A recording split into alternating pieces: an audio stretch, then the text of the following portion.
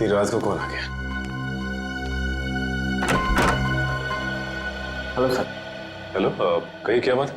Sir आपने बुलाया? नहीं, मैंने तो आपको नहीं बुलाया। लेकिन सर फोन तो इसी रूम से आया है। मैंने तो कोई फोन नहीं किया। देखिए, आपको कोई गलतफहमी हो रही होगी। ओके सर, कोई बात नहीं, सॉरी सर। ठीक है।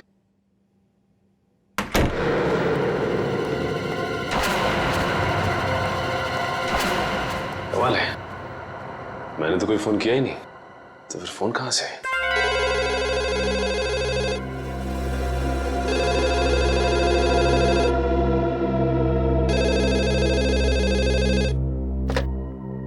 हेलो हेलो, आप सीआईडी ऑफिसर सचिन है ना? हाँ, मैं इंस्पेक्टर सचिन बोल रहा हूँ। बोलिए क्या बात? सर मेरी बात प्लीज गौर से सुनिएगा। एक खून होने वाला है सर। खून? किसका खून? एक आदमी अपनी मानसिक रूप से बीमार पत्नी की हत्या करने वाला है सर। सिर्फ आप ही है जो उन्हें बचा सकते हैं। उस बंगलों में उन दोनों के सिवाय और कोई नहीं है। ये आदमी रहता कहाँ पे? Hello hello hello.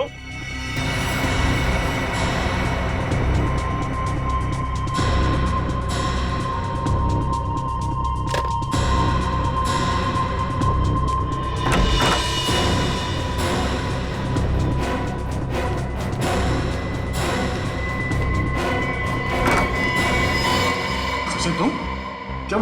एक आदमी का फोन आया था, उसने कहा किसी की जान को खतरा है। सर, मुझे भी ऐसा ही एक फोन कॉल आया था। तुम्हें भी फोन कॉल है? क्या कहा उस फोन करने वाले ने? सर वो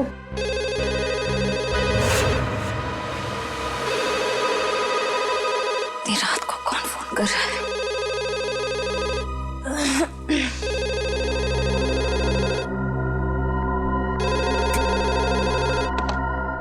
hello hello, inspector Shreya CID से। जी बोल रही हूँ। जी, मैं आपको बताना चाहती हूँ कि एक बुजुर्ग की जान को खतरा है। उनके रिश्तेदार उन्हें दौलत के लिए मारना चाहते हैं। कौन बोल रही हैं आप? कहाँ से बोल रही हैं? देखो, मैं कौन हूँ, कहाँ से बोल रही हूँ, ये जरूरी नहीं है। आपके पास सिर्फ 48 घंटे हैं उन्हें बचाने के लिए। Hello hello.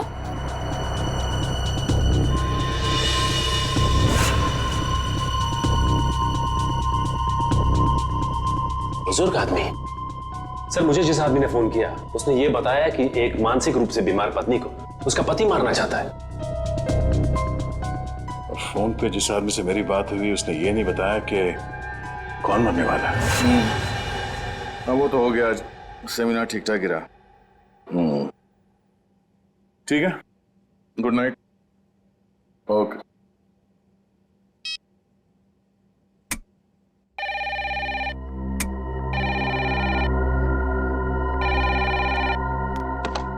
हेलो। वो कुल्हाड़ी वाला खूनी वापस आ गया है। अगले 24 घंटे में एक नया शिकार करने। बचा सकते हो तो बचा लो उसे। Hello hello hello.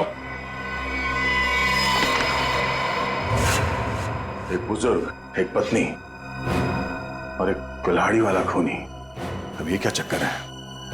तीनों की जान बचाने के लिए सबसे पहले हमें ये पता करना पड़ेगा कि फोन किसने किया था। चलो।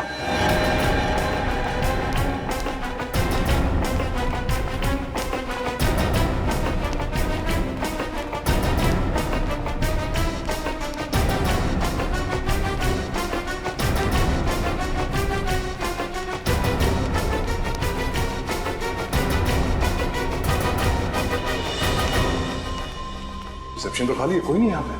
तो फिर फोन किसने किया सर यहाँ से?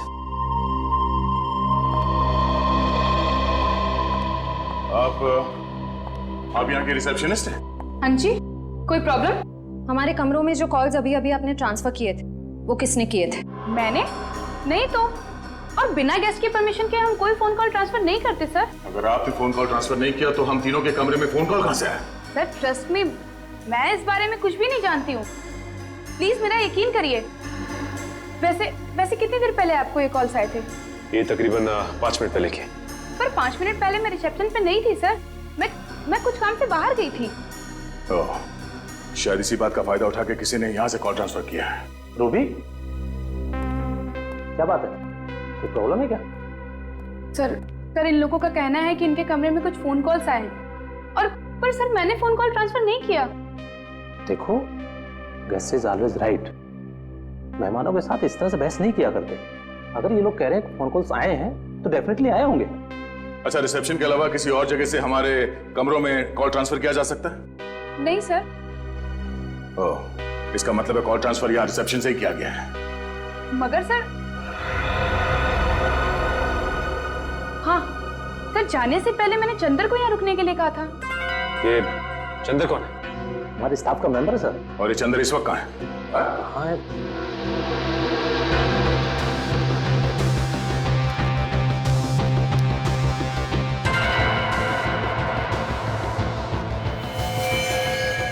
सर, सर यहाँ कोई बेहोश पड़ा है।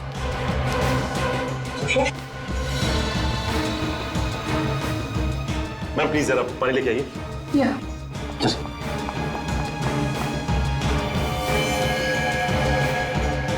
यही तो चंदर है सर।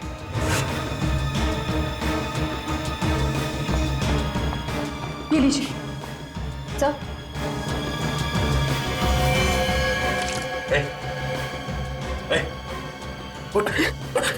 किसने किया? हाँ? कैसे हुआ? सर, मैं यहाँ पर बैठा था, किसी ने मेरे सर में बहुत जोर से मारा। कौन था वो? चेहरा देखा उसका? हाँ सर, वो एक औरत और एक आदमी। उसका स्केच बना सकते हो? हाँ सर, हाँ। ठीक है।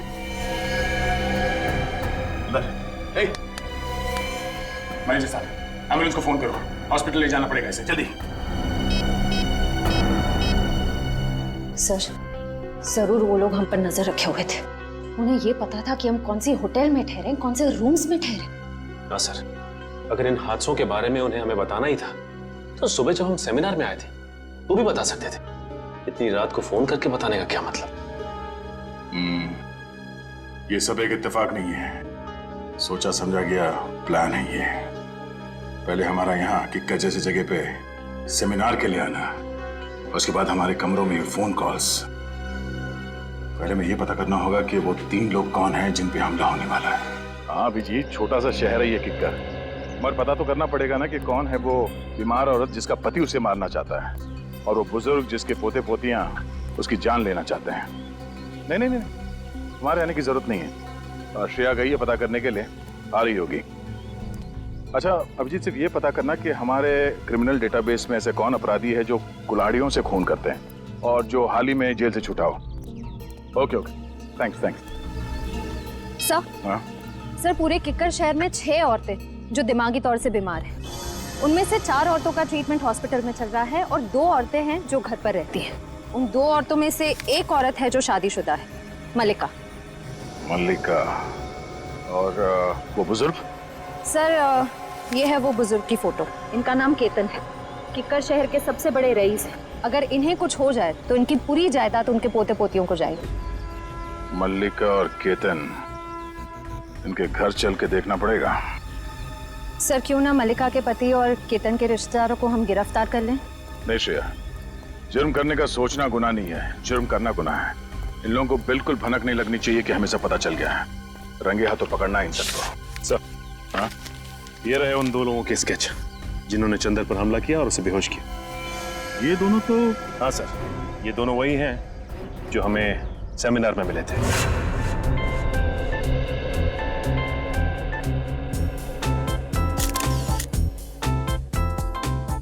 पिछले 5 सालों में किक्कर में अपराध की घटनाएं कम हुई हैं, ये बात सुनकर हमें बेहद खुशी हुई। और हम लोग यही उम्मीद करते हैं कि आने वाले सालों में किक्कर और भी सुरक्षित और शांतिप्रिय क्षेत्र बन जाएगा। सर, ये जरूरी तो नहीं कि जो आंकड़े आपके पास हैं वही सही हों। ये भी तो हो सकता है कि जुर्म उतने ही हो रहे हों लेकिन लोग रिपोर्ट नहीं लिख पा रहे हैं। देखिए, अगर ऐसा है तो कानून के लिए बेहद शर्मनाक चीज है। जिस दिन लोगों के मन से कानून का विश्वास उठ जाएगा, उस दिन वो अपने साथ हो रहे अत्याचार हमारे पास आके बताना बंद कर देंगे, और उस दिन इस देश की डेमोक्रेसी, यहाँ का प्रजातंत्र पूरी तरह रह जाएगा। आप बिल्कुल ठीक कह रहे हैं सर। आम आदमी को सीआईडी और पुलिस पर पूरा भरोसा रखना चाहिए और उनसे कुछ भी मदद लेने में बिल्कुल हिचकिचाना नहीं चाहिए।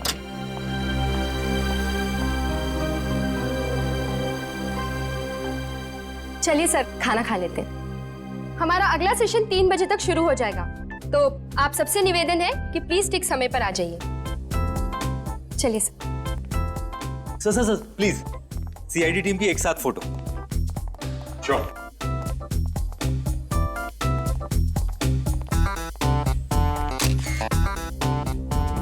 Thank you sir. इन दोनों के बारे में अभय और माया से पता करो और इन दोनों को उनके ऑफिस बुलाओ। ये सब बिल्कुल झूठ है सर। भला क्यों हम किसी पर हमला करेंगे? अगर आप लोगों ने कुछ नहीं किया तो फिर चंदर ने आप ही लोगों का स्केच क्यों बनवाया? अब हमें क्या पता सर, आप चंदर से ही पूछ लीजिए ना। चंदर से पूछ चुके हैं, इसीलिए तो आप तक पहुंचे। अब ये बताइए कि आप लोग क्या गैलेक्सी स्टार में अक्सर जाते थे? जी हाँ सर, जब भी हम किक्कर आते हैं होटल गैलेक्सी स्टार में ही ठहरते हैं, लेकिन कल रात हम वहां नहीं गए थे। अच्छा, जब भी किक कराते वही रुकते, पर कल रात नहीं रुके। कोई खास वजह? हाँ, क्योंकि हमारी भतीजी की किक्कर में शादी हुई है और उसके बहुत कहने पर उस रात हम उसके घर ठहर गए थे। आप चाहे तो उससे पूछ सकते हैं। पूछ भी लेंगे और रिसेप्शन डेस्क पे लगे उंगलियों के निशान वो भी मैच करवा के देखेंगे। सर अगर आप चाहें तो हमारा लाई डिटेक्टर टेस्ट भी करवा सकते हैं। जब हमने कुछ किया ही नहीं तो भला हम क्यों डरे? सर मुझे लगता है कि ये लोग सच कह रहे हैं। कहीं ये चंदर हमें गुमराह करने की कोशिश तो नहीं कर रहा है?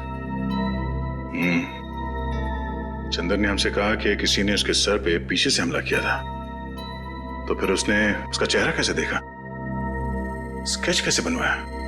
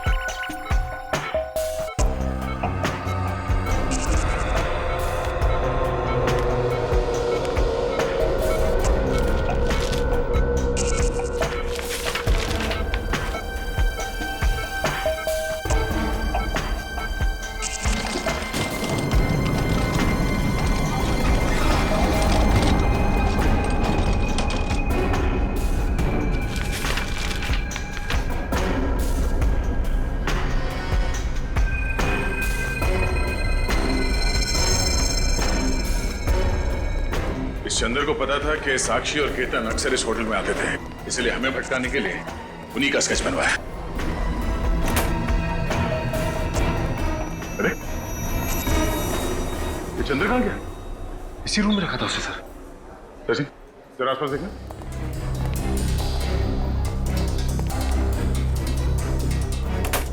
सिस्टर, इस कमरे में वो चंदर नाम का जो पेशेंट था कहां गया?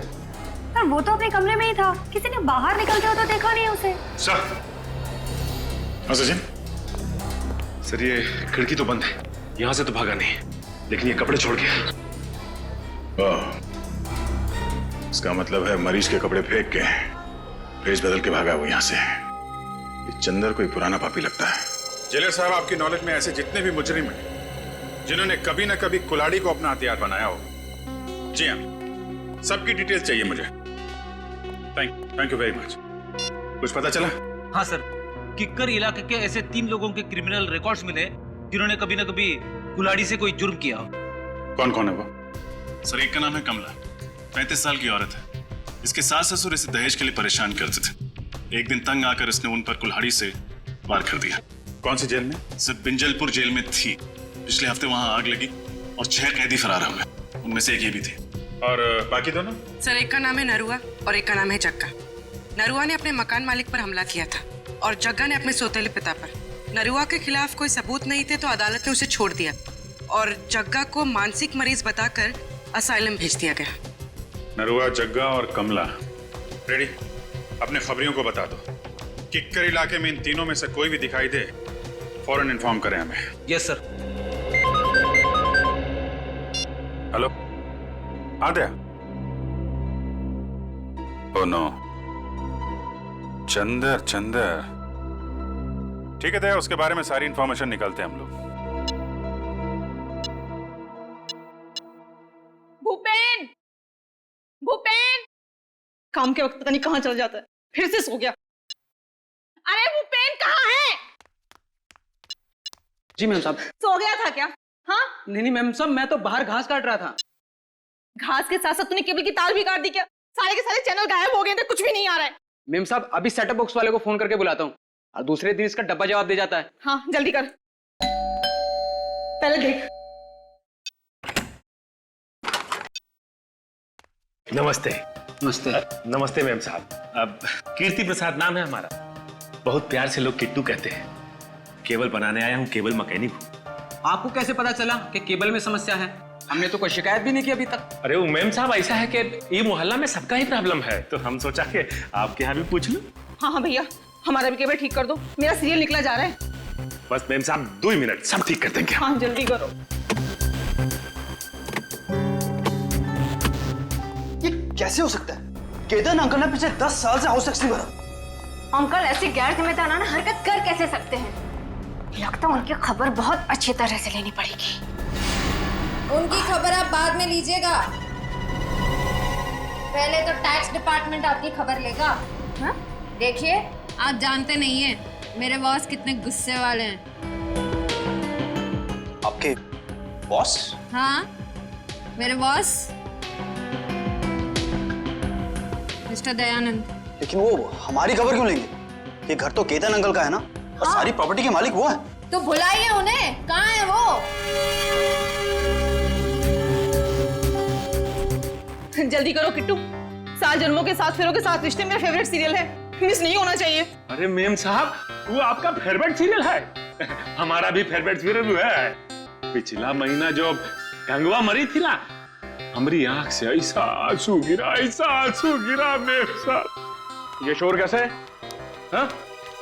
दिख नहीं रहा, टीवी खराब हो गया। हेलो सर, माई सेल्फ कीर्ति प्रसाद। बहुत प्यार से लोग मुझे। ठीक है, चलो। अबे तुमने दवाई खाई? तुम्हें मालूम है ना प्रज्वल कि बिना टीवी देखे, बिना सीरियल देखे मेरे को दवाई नहीं लेती हूँ मैं। अरे टीवी खराब है, ये ठीक नहीं होगा कि तुम दवाई नहीं खाओगी। तुम बहुत बुरे हो। दवाई खाओ ना, बी ए गुड गर्ल। लो। रुको। क्या हुआ? मैं बताना भूल गया तुम्हें, डॉक्टर ने तुम्हारी दवाइयाँ चेंज की हैं। हाँ ये लो। ये बहुत कड़वी होगी। अरे नहीं होगी कड़वी भी, खा के तो देखो। पहले ही डर जाती हो। नहीं है ऐसा कुछ, खाओ ना। वेरी गुड, ये हुई ना बात। अरे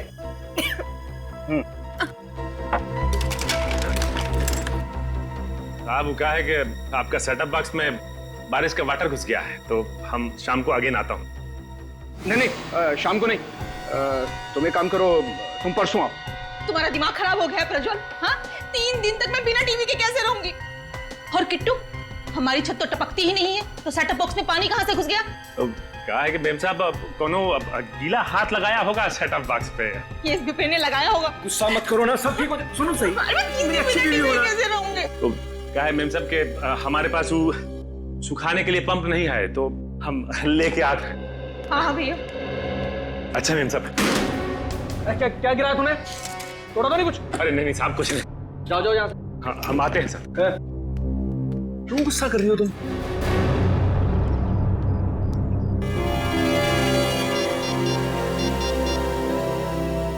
हाँ सर लगता है आज रात मालिका का पति कुछ ना कुछ करने वाला उसके साथ। नमस्ते, मेरा ही नाम केतन है और मैं अजय, इनका बिजनेस पार्टनर। केतन जी, मेरा नाम दयाश्री है। मैं यहाँ आपके हाउस टैक्स के बारे में बात करने आई। बात यह है कि आपने पिछले 10 सालों से हाउस टैक्स भरा नहीं है। क्या कह रही हैं आप? क्या हम लोगों ने हाउस टैक्स नहीं भरा? हमने भरा तो है। दयाश्री जी, मुझे लगता है आपको कहीं ना कहीं गलतफहमी हो रही है। जे साहब, मुझे कोई गलतफहमी नहीं हो रही। अगर आपने हाउस टैक्स भरा होता तो हमारे रिकॉर्ड्स में भी होता। देखिए, आप जानते नहीं मेरे बॉस कितने गुस्से वाले हैं। अच्छा ठीक है। देखिए, मैं परसों आपके टैक्स ऑफिस आ जाता हूँ और सब कुछ ठीक कर देता हूँ, लेकिन मुझे लगता है कि कहीं ना कहीं रिकॉर्ड्स ऊपर नीचे हो गए होंगे। परसों क्यों? कल क्यों नहीं? मैं अपने बॉस से क्या कहूंगी? क्योंकि कल ऑफिस में हमारी इंपॉर्टेंट मीटिंग है और जेजे का वहां पे होना बहुत जरूरी है। कैसी मीटिंग? इस मीटिंग के बारे में मुझे क्यों नहीं बताया? अंकल, मैंने बताया तो था आपको, शायद आप भूल गए होंगे। अच्छा, हो सकता है। ठीक है, आप परसों के दिन आ जाइएगा टैक्स ऑफिस में। जी जरूर आ जाएंगे।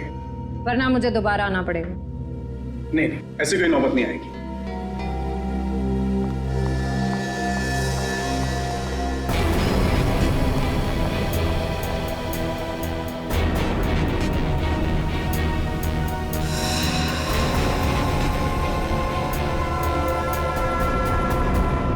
हाँ, किकर से भागा? हॉस्पिटल से? नहीं, मुझे नहीं लगता बहुत दूर गया होगा। हाँ? नहीं, जैसे ही कुछ पता चलता है मुझे इन्फॉर्म कर। तेरे को जितना बोला गया है उतना कर, ठीक है? चंद्र के बारे में कुछ पता चला? हमारे रिकॉर्ड्स में कुछ इन्फॉर्मेशन है? हाँ सर, उसी फोटो को स्कैन करके मैच करने की कोशिश कर रहे। पूर्वी, थोड़ा जल्दी करो। चंद्र हमारे हाथ से निकलना नहीं चाहिए। सर बस 2 मिनट। हाँ दया सर। यस सर, उसी काम में लगे हुए हैं। सर जैसे ही चंद्र की कोई इन्फॉर्मेशन मिलती है मैं आपको फोन करता हूँ। Yes sir. सर। हाँ बोलिए। सर चंद्र की इन्फॉर्मेशन मिल गई सर, ये देखिए। सर चंद्र का असली नाम मुंगेरी है। ये एक छोटा मोटा चोर है और कई बार जेल के चक्कर काट चुका है। अभी इसका बैंड बजाते सर, सीआईडी को चकमा देकर भाग रहा था। रहता कहाँ है? सर इसका कोई परमानेंट एड्रेस नहीं है। जब भी जेल से छूटता है तब नया ठिकाना बना लेता है। बड़ा ही पहुंचा हुआ खिलाड़ी है। आज तो आएगा ही। कब तक आंख में चोली खेलेगा हमारे साथ? सर इस चंद्र तक हम पहुंचेंगे कैसे? वो है ना हमारा खिलाड़ियों का खिलाड़ी, वो लाके देगा हमें चंद्र की कुंडली। कौन सर? तुम्हारा दोस्त ढेंचू। ढेंचू? हाँ फ्रेडी, ढेंचू को चंद्र की सारी इंफॉर्मेशन दे दो। उससे कहो कि घंटा पूरा होने से पहले मुझे उसका ठिकाना चाहिए। Yes sir.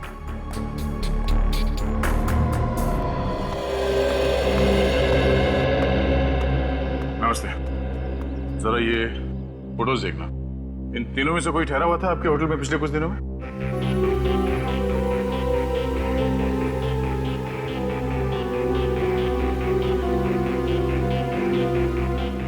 ठीक है, थैंक यू। नहीं सर, ये तीनों तो नहीं आए थे, पर एक अजीब सा आदमी आया था जिसकी दाढ़ी थी और दिन में काला चश्मा पहन के रखा था और उसके पास में आईडी कार्ड भी नहीं था। आईडी प्रूफ नहीं था और आपने उससे होटल में ठहरने दिया? नहीं सर, बगैर आईडी के तो हम किसी को होटल में नहीं ठहराते। पास में ही सेवापूर्ण नाम का गेस्ट हाउस है, मैंने उसे वहां भेज दिया। सेवापूर्ण गेस्ट हाउस? हाँ सर, ऐसा एक आदमी आया तो है यहाँ पर, 10 दिन से यहीं पर रुका है। अभी भी होटल में ही है? जी नहीं, अभी तो बाहर गया है, शाम तक ही लौटेगा। बिना आईडी के तुमने उसे 10 दिन यहाँ पे ठहरने दिया? हाँ? जानते हो ना ये गैर कानूनी है। सरकार के नियमों को तोड़ा है तुमने। गलती हो गई सर, आगे से किसी को भी बिना आईडी के नहीं रुकने दूंगा। जरा ये फोटो देखो। इन दोनों में से कौन था वो? नहीं सर, इनमें से तो किसी के जैसा नहीं दिखता। उसकी तो दाढ़ी थी सर। दाढ़ी मुझ नकली भी हो सकती है, ध्यान से देखो और पहचानो कौन है वो। नहीं सर, दाढ़ी हटाने के बावजूद भी वो इनमें से किसी के जैसा नहीं दिखेगा। अच्छा, तुम्हारे होटल में सीसीटीवी कैमरा है जहाँ पे उसका चेहरा देख सकते हैं? नहीं सर, छोटा सा गेस्ट हाउस है, गलती से कभी कभार 1-2 लोग आ जाते हैं, वो सीसीटीवी कैमरा अफोर्ड नहीं कर सकते ना सर। उसके बारे में कुछ बता सकते हो? कब उठता है, कहाँ जाता है, कब लौटता था वो? नहीं सर, उसके आने जाने का तो कोई ठिकाना नहीं था। कभी कभी सुबह निकल जाता था, कभी दोपहर को, कभी शाम को जल्दी लौट आता था, तो कभी कभी रात के 3-4 भी बज जाते थे सर। अच्छा,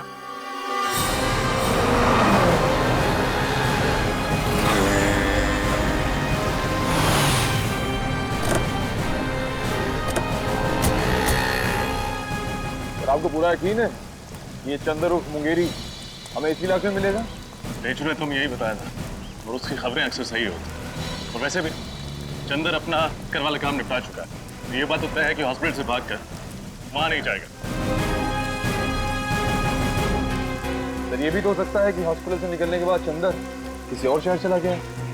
होने को तो कुछ भी हो सकता है निखिल, लेकिन चंदर का अपना घर यहाँ इस शहर में, चल के देखते हैं। सर काफी अच्छी प्लानिंग की थी इस 400 पीस चंदर। जिस होटल में एसीपी सर ठहरने वाले थे वहीं जाके नौकरी करने लगे, वो भी बस एक हफ्ते पहले। हाँ, घेचू ने कहा था ना कि चंदर पहले भी बहुत सारे फ्रॉड और 420 वाले काम कर चुका है, तो एक होटल में नौकरी करना उसके लिए कौन सा मुश्किल रहा होगा। सुनिए, ये आदमी चंदर, इसका घर कहाँ है? सामने दुकान पे पूछ लीजिए। Thank you.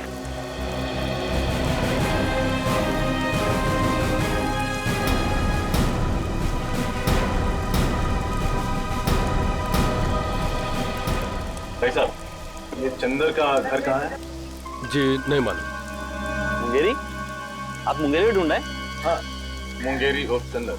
मिले तो उससे कहिएगा कि मेरे पैसे लौटा दे। 6 महीने पहले उसने मुझसे 10,000 रुपये उधार लिए थे, कहा था 1 हफ्ते में लौटा दूंगा, अभी तक 10 रुपये नहीं लौटाए। हाँ बोल देंगे, लेकिन वो रहता कहाँ? वो सामने वाला घर है साहब, वो सामने वाला। Thank you. सर, केतन जी के पोते पोती सारिका और रोहित, उनका केतन जी के साथ बर्ताव बहुत ही बुरा था। जब मैंने केतन जी से कहा कि कल टैक्स ऑफिस में आ जाइए, तो रोहित और जेजे ने साफ बहाना बना दिया कि हमारी कोई मीटिंग है, हम परसों आएंगे। हर बात को घुमाने की कोशिश कर रहे थे। हाँ सर, और ये जो प्रज्वल मलिका को दवाइयाँ दे रहा है, उन दवाइयों के रिपोर्ट के मुताबिक इन दवाइयों में ट्रैंकुलाइजर है। अच्छा, और सर ये दवाइयाँ मेंटल पेशेंट्स को नहीं दी जाती। और तो और सर, उसने मुझे भी शाम को आने से मना कर दिया, जैसा केतन के घर पे हुआ था। मतलब हमारा शक सही निकला, यही वो लोग हैं जिनकी हमें तलाश थी। अब बस इस सेवापूर्ण गेस्ट हाउस से हमें कुछ पता चल जाए। सर, ये एक बहुत ही शातिर खिलाड़ी है, हमें बहकाने की कोशिश कर रहा है। हाँ, पर ये बात तो तय है कि जो फोन कॉल्स हमें आए थे वो सही थे। 3 लोगों के खून होने वाले हैं। कोई तो है जो हमें चुनौती दे रहा है। सर, एक बात अभी तक पता नहीं चली कि तीसरा आदमी कौन है जिसका खून होने वाला है। हमें इन तीनों जगहों पर नजर रखनी होगी। अगर हम सही दिशा में जा रहे हैं तो बहुत जल्द पता चल जाएगा कि तीसरा खून किसका होने वाला है।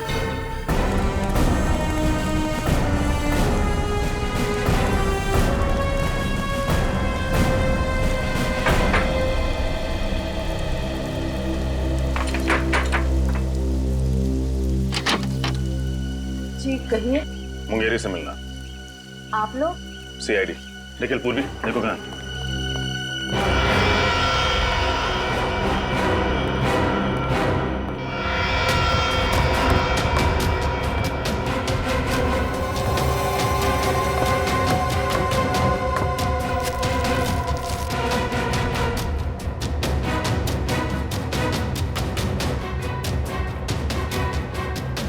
साहब, मुंगेरी घर पे नहीं है।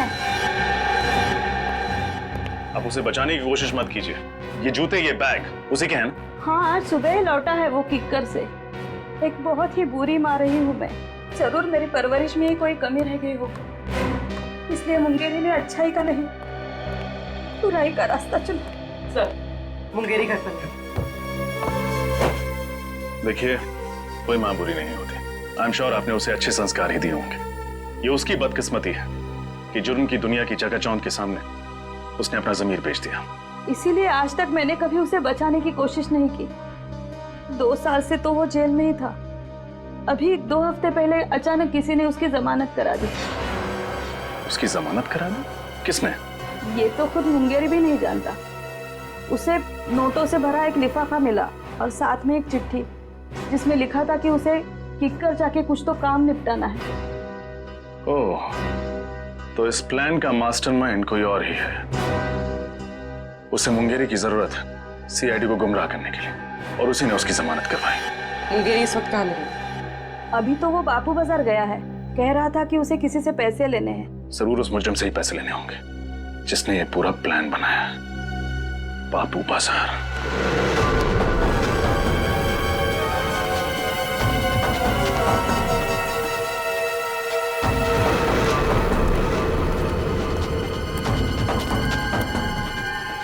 यहाँ दिखते हैं। फिर वो रहा चंदर।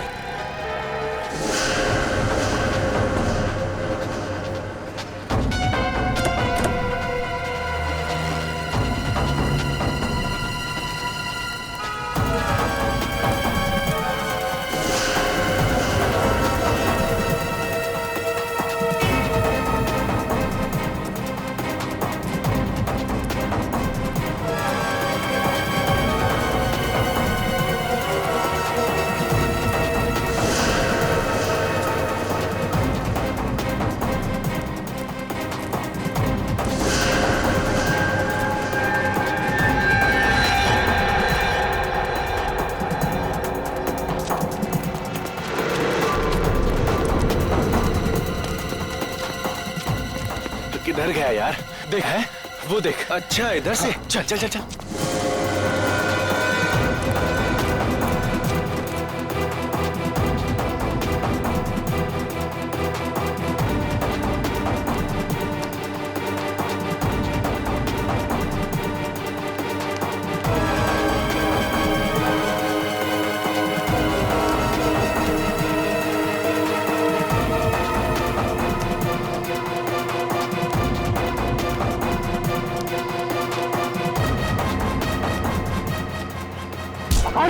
जल्दी भी क्या मुंगेरी, हमसे 2 पल बात नहीं करोगे?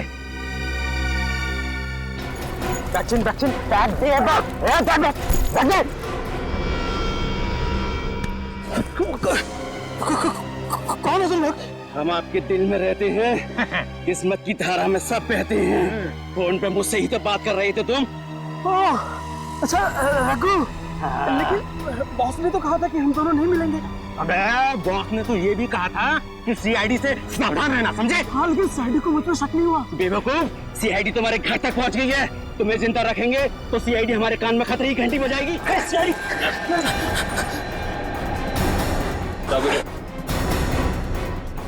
खतरे की घंटी भी बजाएंगे और इंसाफ की लोरी भी सुनाएंगे। मुझे कुछ नहीं मालूम साहब, मुझसे तो सिर्फ इतना कहा गया था कि मुंगेरी को खत्म कर दो सर। किसने कहा था? किसने कहा था? बॉस ने कहा था, बॉस ने। कौन है तुम्हारा बॉस? सर कुशल। कुशल? सर कुशल तो वो होटल मैनेजर है। सर उसी ने मुझसे कहा था सीआईडी को सारे फोन कॉल्स करने के लिए। मुझे तो ये भी नहीं पता है कि मरने वाले कौन है और मारने वाला कौन है। निखिल ले जाए ना, चल हट हट। अपनी किकर वाली टीम को इन्फॉर्म करना पड़ेगा। पता नहीं क्या चल रहा है इस कुशल की खोपड़ी में। ध्यान से देखो सीढ़ी। ये मुझे क्या हो रहा है? मेरा सर क्यों चकरा रहा है? हाँ? कौन सी गोली दी है? मलिका, लगता है वो दवाई ने ना साइड इफेक्ट कर दिया। हम डॉक्टर के पास ही जा रहे हैं। लगता है ये लोग मल्लिका का काम तमाम करने जा रहे हैं। गोदाम में आग लग गई, जीजे ने मुझे फोन करके बताया क्यों नहीं? कल आपको फोन करने की कोशिश की थी, आपका फोन बंद था। मैं अपना कभी फोन बंद नहीं रखता। अंकल प्लीज जल्दी चलिए, आखिर देखें तो सही कि नुकसान कितना बड़ा हुआ है। चलो।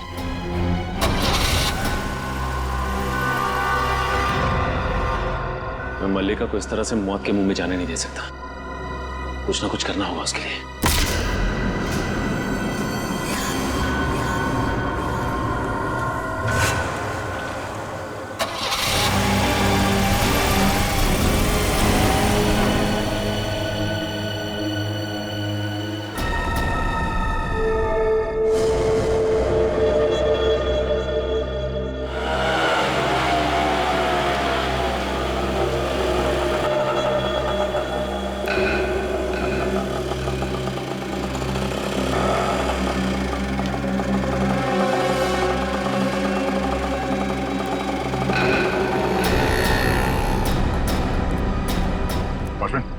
अभी जो आदमी रिक्शा से उतरा, कहाँ गया वो? साहब बड़ा ही अजीब आदमी है, उसका कुछ पता नहीं रहता है। अभी अभी आया और तुरंत उसका मन बदल गया, कहने लगा सुबह लौटूंगा। इधर ही गया है।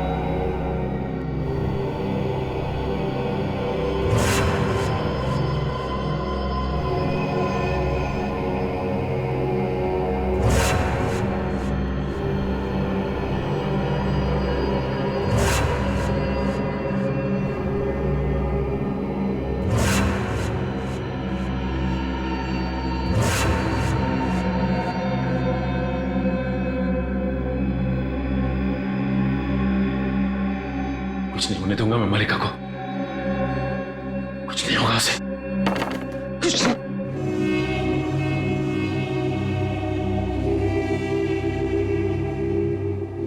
मल्लिका को कुछ हो तो नहीं किया?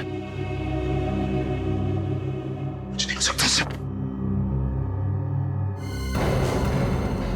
दहशत। श्रेया, दहशत। श्रेया, श्रेया, श्रेया।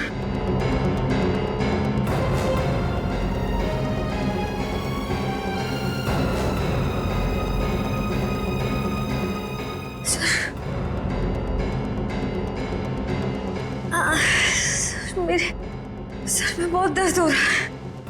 दहशत, दहशत, सर, सर, दहशत, दहशत।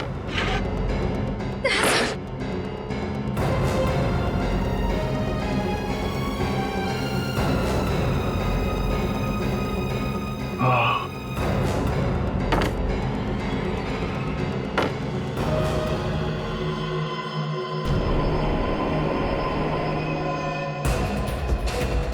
लाड़ी वाला खूनी।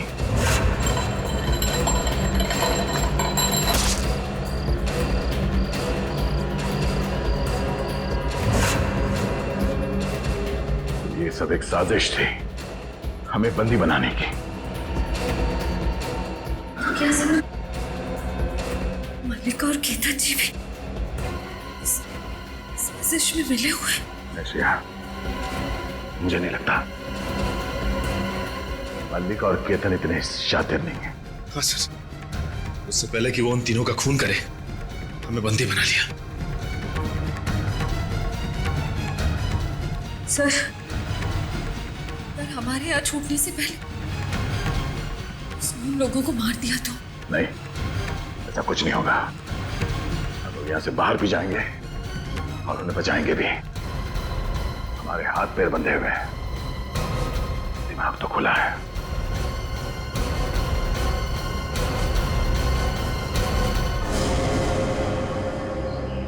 क्या सोचा था तुमने?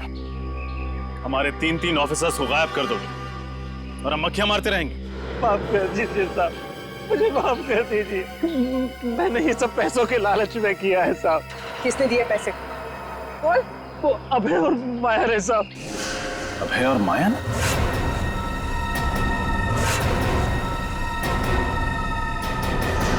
वो एनजीओ वाले जिन्होंने ये सेमिनार ऑर्गेनाइज किया था? हाँ साहब, वही साहब। साहब, वो सेमिनार तो एक बहाना था साहब। वो लोग बोल रहे थे कि अब देखना हमारी चूहेदानी में सीआईडी के तीन चूहे कैसे आकर फंसते हैं। चूहों को नहीं, शेर को दावत दी है उन्होंने अपने घर पे। लोग सोच भी नहीं सकते तुम जैसे मच्छरों का दया सर क्या हाल करेंगे। कहाँ रखा है हमारे तीनों ऑफिसर्स को? साहब मुझे नहीं मालूम साहब, कुछ नहीं मालूम। वो लोग बातें कर रहे थे कि ऐसी भीड़ भाड़ वाली जगह पे रखेंगे जहां पे किसी को शक ना हो साहब।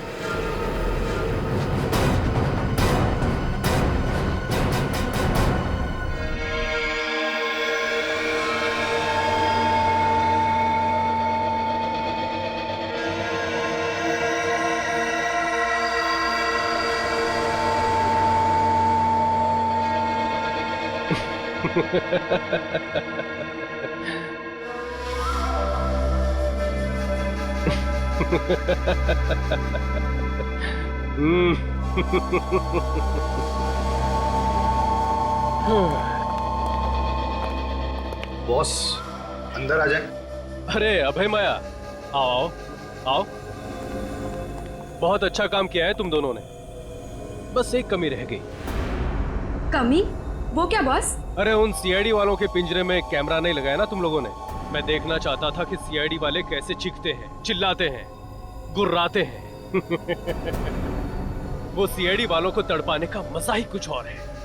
बॉस सब इतनी जल्दी हो गया कि उनके सेल में कैमरा लगाने वाली बात दिमाग से ही निकल गई। नहीं कोई बात नहीं। ये अच्छा हुआ कि तुम मल्लिका और केतन के कमरे में कैमरा लगाना नहीं भूले। लेकिन बॉस आप इन दोनों के साथ क्या करने वाले हो? बम।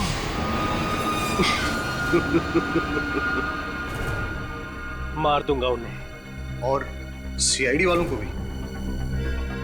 इन 3 बेगुनाह लोगों को ना बचाने के पछतावे में ये सीआईडी वाले खुद ब खुद मर जाएंगे। लेकिन बस मलिका और केतन के अलावा वो तीसरा कौन है जिसे आप मारने वाले हो? वो तीसरा ही तो है तुरुप का इक्का, जिसकी मौत से सीआईडी वालों के हौसलों की भी मौत हो जाएगी। तुम बस देखते जाओ। बॉस, हमारा काम तो हो गया है, तो क्या हम किक्कर छोड़ के जा सकते हैं? तुम दोनों कुछ दिनों के लिए अंडरग्राउंड हो जाओ। तुम दोनों के पैसे तुम्हारे बैंक अकाउंट में ट्रांसफर कर दिए गए हैं। Thank you boss. अब होगा सीआईडी का सर्वनाश।